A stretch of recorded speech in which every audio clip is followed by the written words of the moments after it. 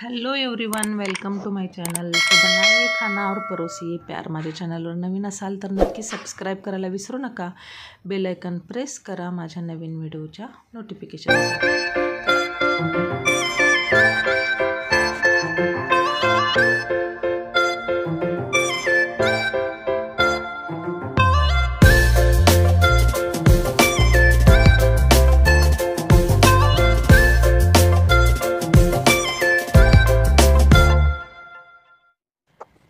तर आज आपण बनवणार आहोत काटई भेंडीचा रस्सा भाजी।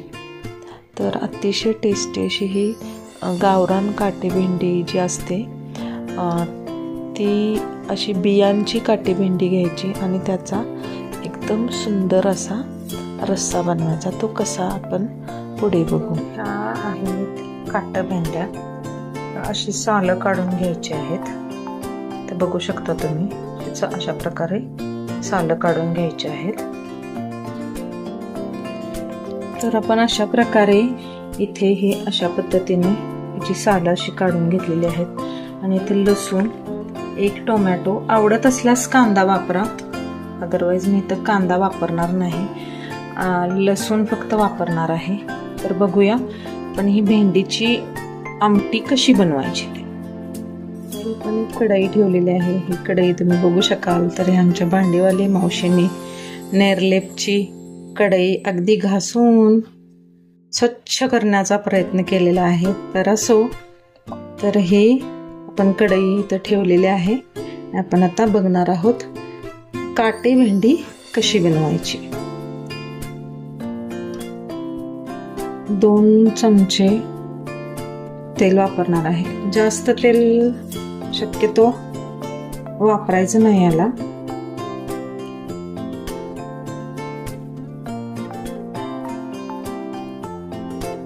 दोन चमचे तेल बास होतं।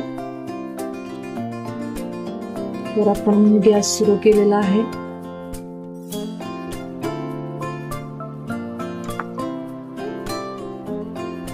तुम्ही इथे बघाल तर मी लसूण आणि अर्धा चमचा जिरे आणि थोडीशी कोथिंबीर कुटून घेतलेली आहे।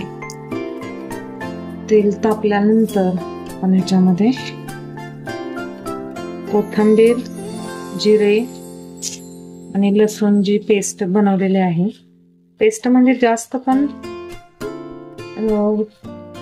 बारीक नाही करायची, मध्यम करायची।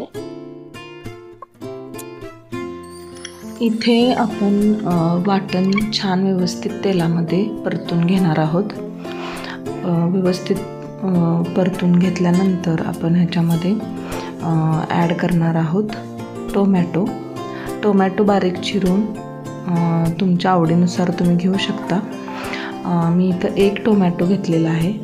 आणि त्याच्यानंतर आपण ह्या ज्या काटं भेंड्या ज्या आहेत त्या सोलून ठेवल्या होत्या, ह्या बियांच्या काटं भेंड्या ह्या पॅनमध्ये ॲड करतोय आणि व्यवस्थित तेलावर छान परतून घ्यायचं आहे। कारण परतल्यानंतर जे ते तेलामध्ये भाजल्यानंतर त्याचा जो हिरवटपणा असतो, कच्चेपणा असतो, तो निघून जातो। त्यामुळं 1 ते 2 मिनटं चांगलं परतून घ्यायचं आहे। आणि परतल्यानंतर ह्याच्यामध्ये अर्धा चमचा मी इथं हळद ॲड केलेली आहे। आणि तुम्हाला आवडत असेल हिंगही टाकू शकता। इथं मी कोल्हापुरी तिखट चवीनुसार म्हणजे 1 ते 1.5 चमचा, माझी मुलं पण खाणार आहेत ही भाजी, त्यामुळे मी थोडंसं तिखट कमी केलेलं आहे।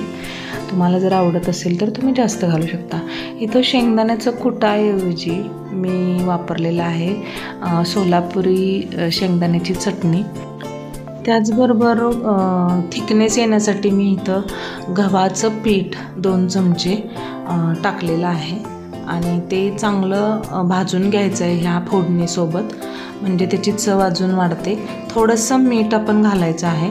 पहिल्यांदा थोडंसं मीठ घाला, कारण शेंगदाण्याच्या चटणीमध्ये थोडं अगोदरपासून मीठ असतं, त्यामुळं थोडं बेताचंच मीठ घाला। त्याच्यानंतर चव बघून तुम्ही मीठ ॲड करू शकता, तिखटही ॲड करू शकता। तर मी इथं गरम पाणी वापरलेलं आहे। जेवढ्या प्रमाणात तुम्हाला रस्सा भाजी हवी असेल तेवढ्या प्रमाणात तुम्ही इथं पाणी वापरू शकता। हा रस्सा प्यायलासुद्धा खूप छान लागतो, म्हणजे तुम्ही अतिशय असं थोडासा पातळ असा रस्सा हा केला तर पितानाही सूपसारखं टेस्ट ह्याला येते। तुम्ही नक्की ट्राय करून बघू शकता। एक 10 ते 15 मिनटं आपण ह्याला छानपैकी शिजवून घेणार आहोत, कारण ज्या भेंड्या आहेत, भेंड्याच्या बिया ज्या आहेत त्या व्यवस्थित शिजल्या पाहिजेत। जर त्या शिजल्या नाहीत तर त्याची टेस्ट चांगली येणार नाही, त्या कडक आणि अशा थोड्याशा कच्च्या लागतील। त्यामुळं ती एक गोष्ट लक्षात ठेवायची की आपण इथं व्यवस्थित ह्याला शिजवून घ्यायचं आहे।